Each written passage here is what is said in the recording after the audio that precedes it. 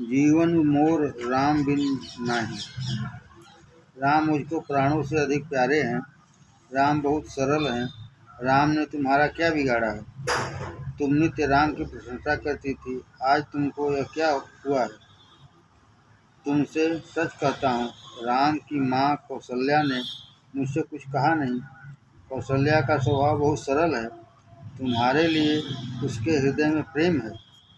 कैकेयी ने कहा कि अब तुम बहुत बोलो नहीं। राम साधु तुम साधु सयाने, राम मातु भली सब पहचाने। राम कैसा भोला है, कौशल्या कैसी भली है, और तुम कैसे सज्जन हो, सयाने हो, यह सब मैं जानती हूँ। मुझको मंथरा ने सब बता दिया है। राजा दशरथ के प्रेम का और कैकेयी की निष्ठुरता का वर्णन हो सके ऐसा संभव नहीं। कैकेयी ने अति निष्ठुर होकर दशरथ महाराज का तिरस्कार करते हुए कहा कि अबला की तरह रोते क्यों हो? शर्म आती नहीं? तुमने कहा था कि रघुकुल जी सदा चली आई। वह किस मुख से कहा था? असत्य बोलोगे तो नरक में पड़ोगे। राजा दशरथ कैकेयी से विनती करने लगे, कैकेयी, किसी भी दिन तुम इस तरह नहीं बोलती थी, परंतु आज क्यों इस तरह बोल रही है? मैं तुझे ठीक कह रहा हूँ। राम वन को जाएंगे तो क्या सीता जी घर में रहेंगे? सीता जी अतिशय कोमल हैं। सीता जी वन में जाएं तो राजा जनक को मैं किस प्रकार मुँह दिखाऊंगा? कैकेयी लक्ष्मण भी फिर क्या घर में रहेंगे? यह वरदान तू वापस ले। मेरे राम को राज्य का तनिक भी लोभ नहीं। तूने मुझसे कहा था कि राम को गद्दी पर क्यों नहीं बैठाते। एक बार नहीं अनेक बार तुमने मुझसे ऐसा कहा था। इसलिए तो मैंने राम के राज्याभिषेक की तैयारी की, परंतु मुझको लगता है कि मैंने तुझसे बिना पूछे राज्याभिषेक की तैयारी की। ये मेरी भूल हुई। कैकेयी, मेरी भूल हुई तो तू उसे क्षमा कर। कैकेयी, राम को खबर पड़ेगी तो वह तुरंत वन में चला जाएगा। वह बहुत सरल है, वह प्रसन्नता से वन में चला जाएगा। राम को तू पकड़ कर रख, वन में जाने मत दे। कैकेयी, राम पर मेरा कैसा प्रेम है, यह जानने के लिए तू कोई नाटक तो नहीं कर रही है?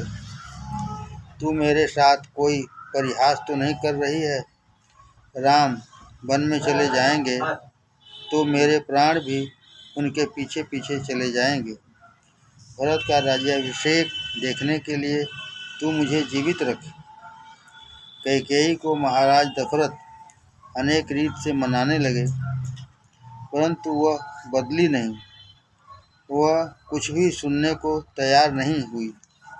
उल्टे अधिक क्रोध से कहने लगी, अब तुम्हारे इस कपट में मैं नहीं आने की। आज तक तो तुमने मुझे बहुत धोखा दिया। मुझे मंथरा ने सब बता दिया है। तुम क्या समझते हो? क्या कैकेयी खाने के लिए कोई चना मुरमुरा मांगने वाली थी? तुमको कुछ होश है कि नहीं? कल राम वन में न गए तो मेरा मरण निश्चित है।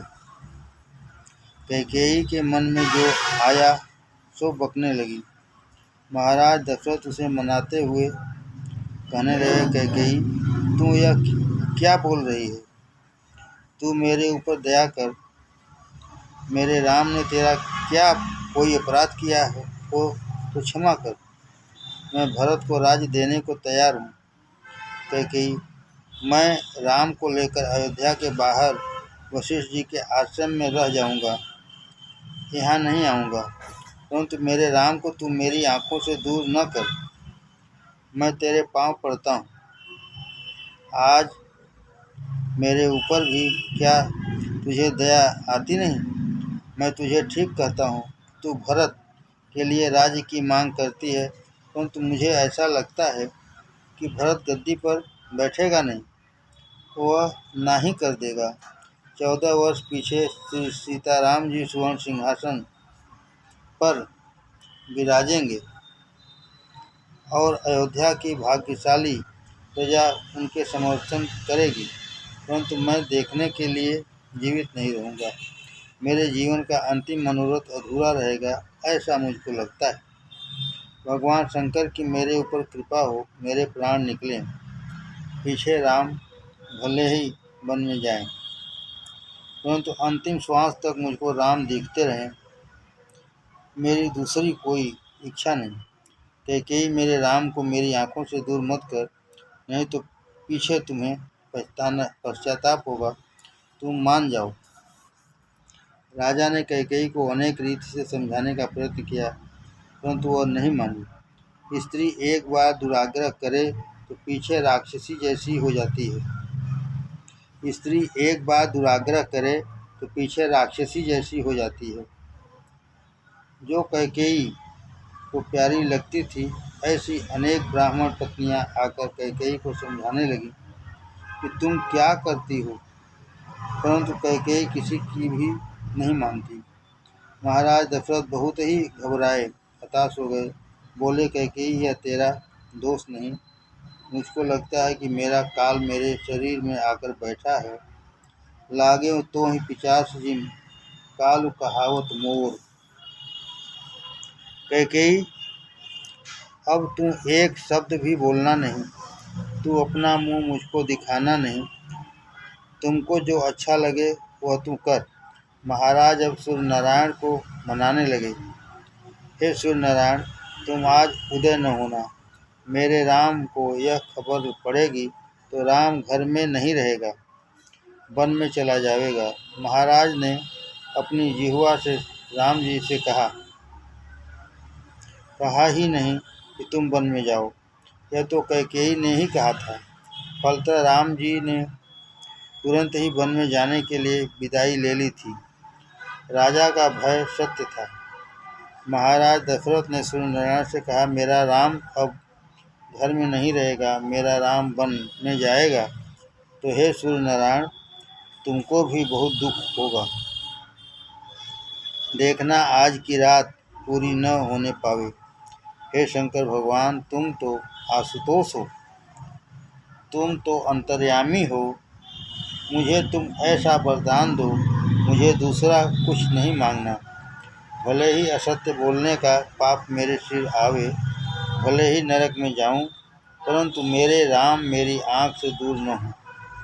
हे शंकर भगवान, मेरे राम को ऐसी बुद्धि दो कि मुझे छोड़कर वन में नहीं जाए। महाराज दशरथ पलंग पर पड़े पड़े शंकर भगवान को मनाते थे। महाराज बहुत व्याकुल थे, समस्त रात नींद नहीं आई। श्री राम श्री राम श्री राम रटते हुए पड़े रहे। आधा शरीर पलंग पर था, आधा शरीर पृथ्वी के ऊपर पड़ा था। मन में व्याकुल थे कि अब मैं क्या करूं, कहाँ जाऊं, किससे कहूं। राजा दशरथ का काल मानो कैकेयी में बैठा हो और उनकी मृत्यु की घड़ी गिन रहा हो। इस प्रकार कैकेयी वहाँ बैठी थी। कैकेयी की निष्ठुरता की सीमा नहीं थी, उसका वर्णन हो सकता नहीं।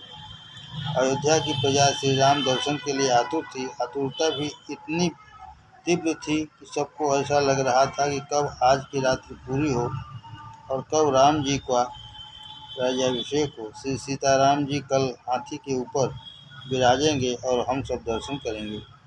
लोगों को रात्रि में निद्रा भी नहीं आई थी। अयोध्या की स्त्रियां श्री सीताराम जी का नाम लेकर मंगल गीत गाती थी। अयोध्या की प्रजा खूब आनंद में थी। प्रातःकाल हुआ। राजमहल के आंगन में लोगों की बहुत भीड़ हो गई। लोग स्नान करके सुंदर वस्त्र आभूषण धारण करके आए हुए थे। सभी अत्यंत उत्साह आनंद में थे कि आज राम जी का राज्याभिषेक होना है। नित्य तो महाराज दशरथ प्रातःकाल 4 बजे उठते थे। महाराज का यह नियम था कि वे ब्रह्म मुहूर्त में किसी भी दिन पलंग पर लेटे नहीं रहे। प्रातःकाल 4 बजे ब्रह्म मुहूर्त का आरंभ होता है। ब्रह्म मुहूर्त की निद्रा पुण्य का विनाश करने वाली होती है। कितने ही तो ऐसा समझते हैं कि सुबह की निद्रा बहुत अच्छी होती है। सुबह 4 बजे पीछे चारपाई पर जिसको बहुत मज़ा आता है उसको ऊपर जाने पर बहुत सज़ा मिलती है।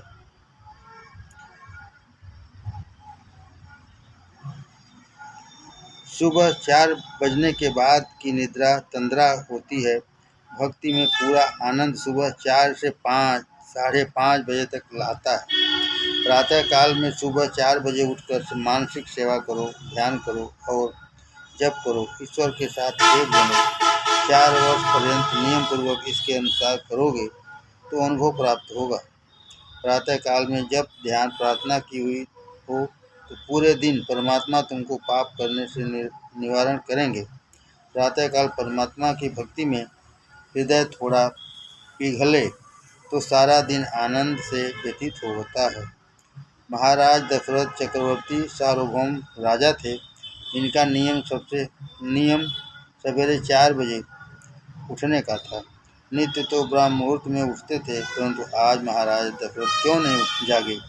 सब विचार में पड़ गए। भाटजन बंदीजन महाराज का सुयश कहते हुए महाराज का गुणगान करते थे, मंगल गीत गाते थे। वे शब्द महाराज दशरथ के कानों में पड़े। महाराज दशरथ घबराए कि अब रात पूरी हो गई, ऐसा लगता है सूर्योदय हो गया लगता है। अब आज मुझे क्या दुख देखना है इसकी खबर पड़ती नहीं।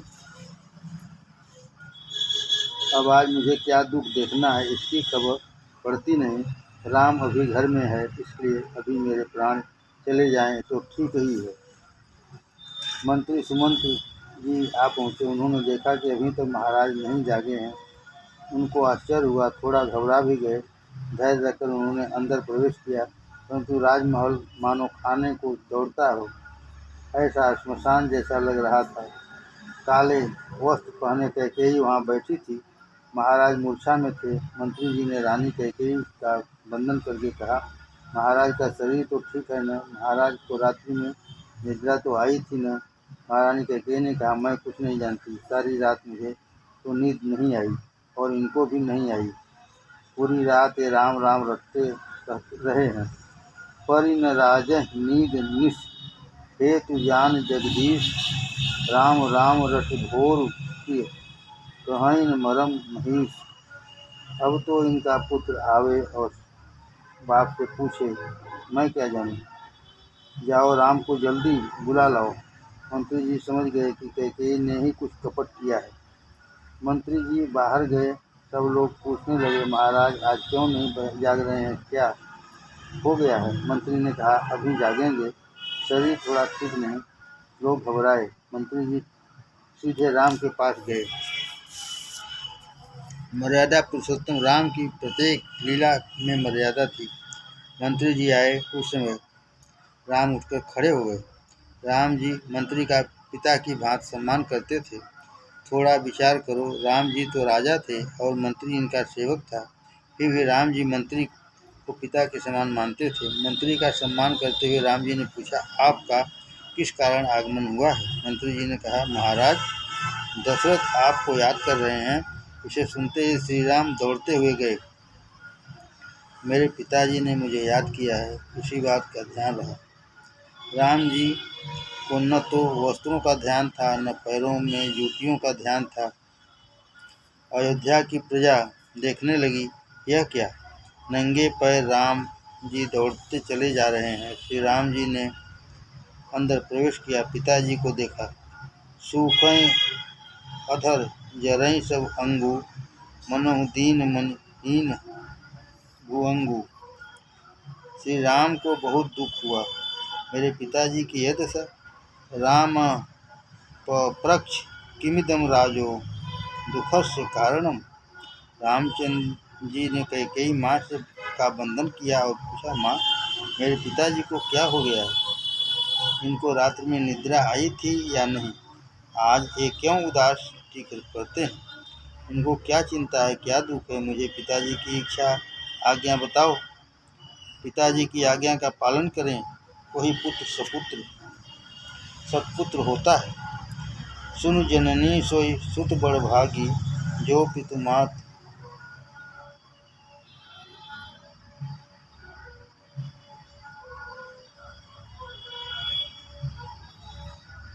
वचन अनुरागी तनय मात पितु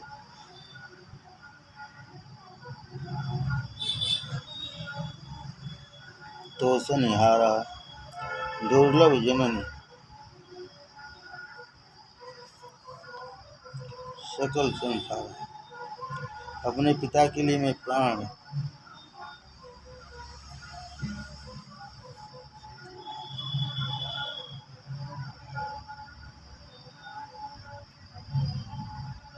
भी दे सकता हूँ। आप तनिक भी संकोच मत करो, मुझ पर प्रकट कर दो।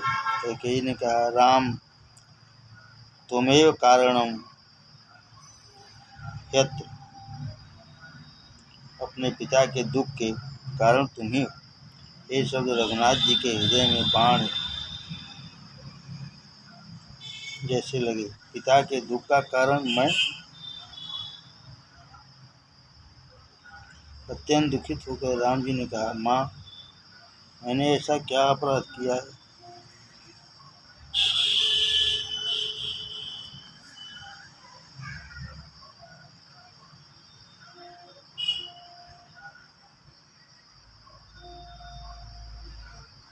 कि मेरे कारण मेरे पिताजी को दुख हो रहा है।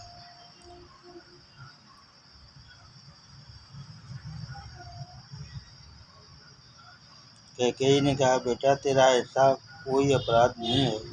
राम जी ने कहा, ना माँ, मेरी कुछ भूल हुई होगी और इस कारण पिताजी को कहने में कुछ संकोच हो रहा होगा। कैकेयी ने कहा, ना बेटा, तुमने कोई भूल नहीं की है। बात ऐसी है, इन्होंने मुझे 2 वरदान दिए थे। आज मुझे उन्हें मांग लेने की इच्छा हुई, इसलिए मांग लिए।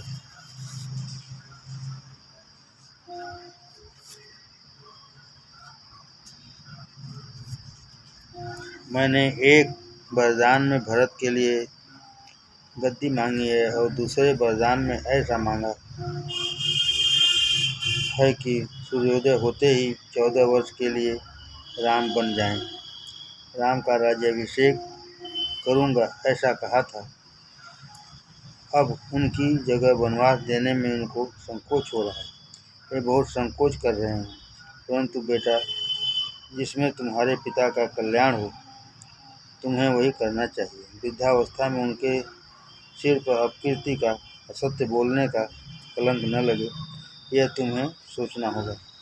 सप्त सप्त च वर्षाणि दंडकारण्यामाश्रितः अभिषेकमिदं त्यक्त्वा जटाचिरधरो भव। यह अभिषेक छोड़कर 14 वर्षों तक दंडकारण्य में तपस्वी बने। रामचंद्र जी ने कैकेयी को वंदन करके कहा, माँ, मुझको तो ऐसा लगता है कि भरत की अपेक्षा तुम्हारा मेरे लिए विशेष प्रेम है। मेरे ऊपर इस विशेष प्रेम के कारण ही तुमने ऐसा वरदान मांगा है। अम्ब लवमयी पक्षपात। माँ, तुम मेरा पक्षपात करती हो। मुझको ऋषि मुनियों का सत्संग मिले और इस रीत से मेरा कल्याण हो, इसलिए तुम मुझको वन में भेजती हो। माँ, मेरा छोटा भाई भरत राजा होगा, यह सुनकर मुझको बहुत आनंद हुआ है। माँ, अब मैं जल्दी वन में जाऊँगी।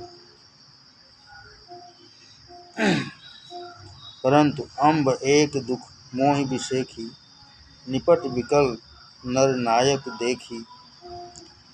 थोरहि बात पितहि दुख भारी, होत प्रतीत न मोहि महतारी। माँ, मुझको दुख तो यह होता है कि एक छोटी सी साधारण बात है और पिताजी को इसका इतना अधिक दुख क्यों हुआ। इतनी छोटी बात के लिए इतने अधिक व्याकुल हो गए। इसमें माँ, मुझको ऐसा लगता है कि मुझसे कोई बड़ा अपराध हो गया है और इसी कारण पिताजी मुझसे कुछ कहते नहीं, मेरे साथ बात भी करते नहीं। कैकेयी ने कहा, ना बेटा, ना, तेरे द्वारा कोई अपराध हुआ नहीं। तुम अपराध जोग नहीं ताता।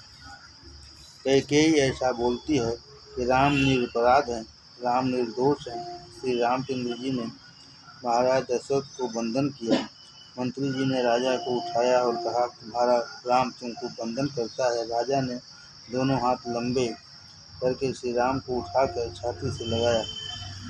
अन्य कुछ वह बोल सके नहीं, केवल मात्र राम राम राम बोलते रहे। श्री रामचंद्र जी ने कहा, पिताजी आप तो बहुत जानते समझते हो, मैं आपको क्या समझाऊं? आप तो धर्म धुरंधर हो। विपत्ति के समय महापुरुष प्राण का भी बलिदान देकर धर्म का पालन करते हैं। पिताजी 14 वर्ष पीछे आपका राम वापस आवेगा। आपके आशीर्वाद से वन में भी मेरा कल्याण होगा। मैं अब अपनी माँ को वंदन करके जल्दी वन में जाऊँगा। आप धीरज धरो। महाराज दशरथ एक अक्षर भी बोल सके नहीं। उनके हृदय में दावानल सुलग रहा था। उनके हृदय में एक ही लालसा थी कि उनके प्राण स्वरूप श्री राम जैसे भी संभव हो रोके जाएं, वन में न जाएं। राम बिना अब सुख कहाँ? राम बिना प्राण किस रीत से टिकेंगे? रघुनाथ प्यारे आज रहो, चार जाम विश्राम हमारे, छिन छिन मीठे बचन कहो, वृथा हो बर बचन हमारो, कैकेयी जीव कलेश सहो। आतुर हैं अब क्षाण अवधपुर, प्राण जीवन कित चलन कहो, बिछुड़त प्राण पयान करेंगे, रहो आज पुन पंथ गहो। अब सूरज दिन दर्शन दुर्लभ, गलित कमल कर कंठ में। महाराज दशरथ का हृदय रुदन करता था, मानो कह रहा था कि हे प्यारे रघुनाथ, मेरे पास तुम रह जाओ। भले मेरा वचन मिथ्या हो, भले कैकेयी को क्लेश हो, तुम्हें अयोध्या छोड़कर जल्दी जाने की जरूरत आतुरता है, सो कहाँ जाओगे? तुम्हारा वियोग होते ही मेरे प्राण चले जाएंगे। आज के दिन तो रह जाओ, पीछे जहाँ जाना हो वहाँ जाना। अब पीछे तुम्हारे दर्शन होने की नहीं। इस समय तो अपने कोमल हाथ मेरे कंठ पर लगाओ। महाराज दशरथ के हृदय में ऐसे अनेक भाव उठते थे, उठकर हृदय में ही समा जाते थे। वह एक अक्षर भी बोल सकते नहीं। राम राम इतने ही शब्द मुख से निकलते थे, आँख में से आंसू बह रहे थे। पिताजी को वंदन करके श्री राम कौशल्या माँ के पास गए। माँ को वंदन किया। माँ को अभी तक कुछ खबर नहीं थी। श्री राम को आता देखकर वे बहुत प्रसन्न हुई। कौशल्या को यह पता था कि आज राम का राज्याभिषेक है, उसके लिए आशीर्वाद देने आए हैं। मेरा राम आया, यह बहुत ठीक हुआ। अब मैं इसको हाथी के ऊपर बिठाकर बड़ा बरघोड़ा निकालूंगी, परंतु मेरा राम तो बहुत शर्मिला है, भूख लगेगी परंतु बोलेगा नहीं। इसलिए कौशल्या जी ने राम जी से कहा, बेटा तुम आए यह ठीक हुआ। आज दरबार में बहुत समय लगेगा, तुम कुछ आरोग लो।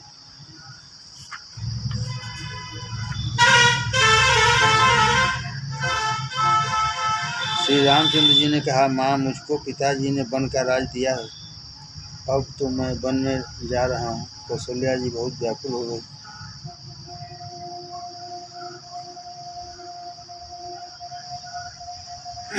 रामायण के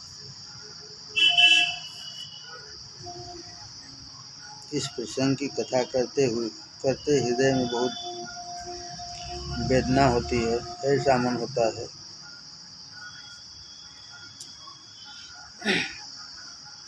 यह प्रसंग जल्दी पूरा हो तो ठीक है। कौशल्या जी को अपार दुख हुआ। बेहवल तन मन चकित भई सो, यह प्रत्यक्ष सपनाए। माँ का तन मन बेहवल हो गया। कौशल्या जी को घड़ी भर भी ऐसा लगा कि यह सत्य है कि स्वप्न है, परंतु वह श्री राम की माँ थी। धीरज रखकर बोली, बेटा अयोध्या में अब किसी का पुण्य नहीं रहा। राजा का तो तुम्हारे ऊपर बहुत प्रेम था, फिर एकदम तुमको वनवास क्यों दिया? तब मंत्री जी ने मंत्री जी के पुत्र के माता जी को सब कथा सुनाई। मंत्री जी के पुत्र ने माता जी को सब कथा सुनाई। सुनकर कौशल्या जी स्तब्ध रह गई।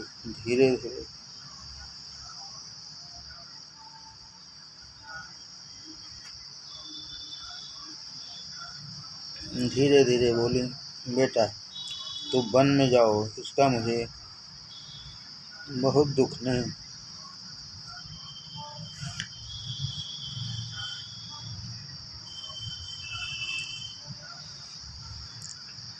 परंतु मुझको यह चिंता हो रही है कि तुम्हारे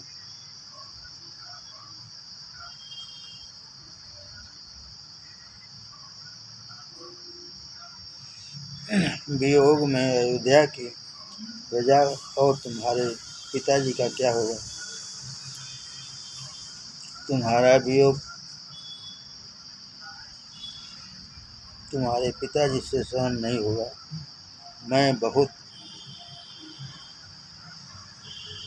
आग्रह करती नहीं, मेरी तो एक ही भावना है कि हमारे जीते जी तुम वन से लौट आओ। वन के देव और वन देवियाँ तुम्हारा रक्षण करेंगे।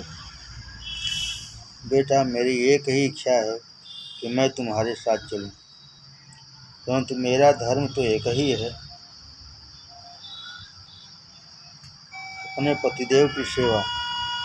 इनकी सेवा छोड़कर मैं तुम्हारे साथ वन में जा नहीं सकती। श्री सीता जी को खबर पड़ी। सीता जी वहाँ आई। श्री सीता जी को देखकर कौशल्या जी की आंखें आर्द्र हो गई। उनको कौशल्या जी ने पास बैठाया। कौशल्या जी की ऐसी इच्छा थी कि सीता जी घर में रहें और मुझको आधार होगा। मेरा पुत्र भले वन में जाए, दुख सहन करे, परंतु पराई कन्या जो इस घर में आई है वह दुखी न हो। माँ का हृदय कैसा विशाल है। कौशल्या जी ने श्री राम जी से कहा, बेटा मेरी तो ऐसी इच्छा है कि श्री सीता जी घर में रहें। एक घर में रहेंगी तो मुझको आधार होगा। श्री रामचंद्र जी ने श्री सीता जी से कहा, माता पिता की सेवा करने के लिए मैं तुमको घर में रखता हूँ। दिवस जात नहीं लागें 12, सुंदर सिखवन सुनो हमारा। 14 वर्ष का वनवास है। दिवस जाते देर नहीं लगती। जल्दी वनवास पूरा हो करके मैं वापस आऊँगा। वन में अतिशय दुख है। वन का दुख तुमसे सहन होगा नहीं। तुम दुराग्रह रखना नहीं। तो सीता जी ने दोनों हाथ जोड़कर